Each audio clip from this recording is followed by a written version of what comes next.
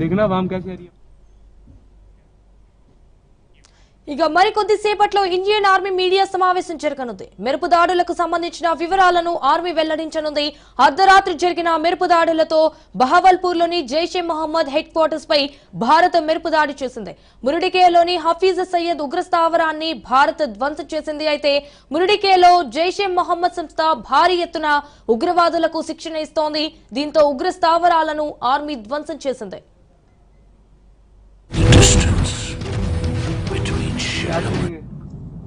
डेरा मस्ती खाली करवा ली भाई। हाँ देखना वाम कैसे आ रही है वहां से।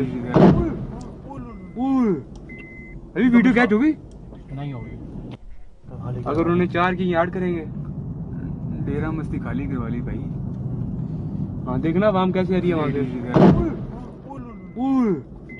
अभी वीडियो कैच होगी नहीं होगी अगर उन्होंने 4 की याद करेंगे।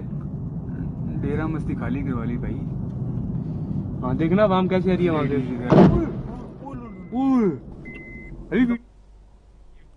ఇక మరికొద్దిసేపట్లో ఇండియన్ ఆర్మీ మీడియా సమావేశం జరగనుంది.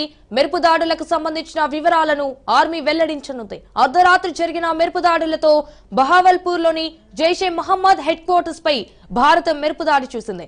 మురిడికేలోని హఫీజ్ సయ్యద్ ఉగ్ర స్థావరాన్ని భారత్ ధ్వంసం చేసింది. అయితే మురిడికేలో జైషే మహమ్మద్ సంస్థ భారీ ఎత్తున ఉగ్రవాదులకు శిక్షణ ఇస్తోంది. దీంతో ఉగ్ర స్థావరాలను ఆర్మీ ధ్వంసం చేసింది. రైట్, ఇక ఇదే విషయానికి సంబంధించి మరిన్ని డీటెయిల్స్ మా ప్రతినిధి సైదులు లైవ్ లో అందిస్తారు. సైదులు, మరికొద్దిసేపట్లో అయితే ఇండియన్ ఆర్మీ మీడియా సమావేశం జరగనుంది అన్నట్టు తెలుస్తోంది.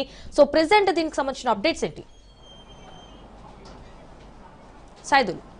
ఎస్ సంజన, మరి కాసేపట్లోనే ఇండియన్ ఆర్మీ మీడియా సమావేశం ప్రారంభం కానుంది.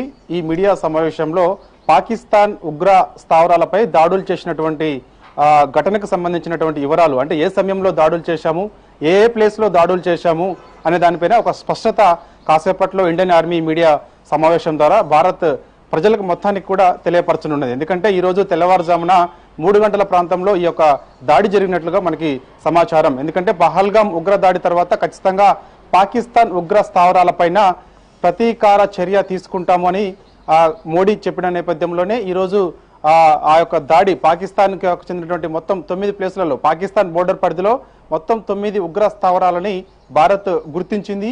సో అనూహ్యంగా ఆ యొక్క ఆత్మాహుతి యొక్క బాంబులతోటి ఆ యొక్క ప్లేసులన్నింటినీ కూడా ధ్వంసం చేసింది. ఇప్పటికే ఆ యొక్క దాడుల్లో భాగంగా 100 మందికి పైగా ఉగ్రవాదులు మరణించినట్టుగా కూడా మనకైతే సమాచారం అందుతుంది. మొత్తం కూడా ఒక క్లారిటీ, అంటే ఈ రోజు నుంచి జరుగుతున్న పరిణామాలు ఏదైతే ఉన్నాయో పాకిస్తాన్ ఉగ్ర స్థావరాలకు సంబంధించినటువంటి దాడులు భారత సైన్యం చేసిన నేపథ్యంలో అసలు ఏం జరిగింది, ఏ టైంలో ఏం చేశారు అనే దానిపైన ఒక స్పష్టత మరి కాసేపట్లోనే ఇండియన్ ఆర్మీ మీడియా సమావేశం ద్వారా యావత్ భారత్ ప్రజలందరికీ కూడా ప్రపంచానికి కూడా మరి కాసేపట్లోనే తెలియనుంది. అయితే మనకి తెలుస్తున్న సమాచారం అయితే మాత్రం మనం దాడులు చేసిన ప్రాంతాలు చూస్తే మాత్రం మర్కజ్ సుబాన్ హల్లా బహల్పూర్ జయం దగ్గర మొదటిగా దాడి చేసినట్టుగా కూడా మనకైతే తెలుస్తుంది. పాకిస్తాన్ ఉగ్ర స్థావరం ఇది. ఇక్కడ పెద్ద ఎత్తున ఉగ్రవాదులు అందరూ కూడా ఇక్కడ శిక్షణ పొందుతున్నట్టుగా కూడా భారత్ గుర్తించింది.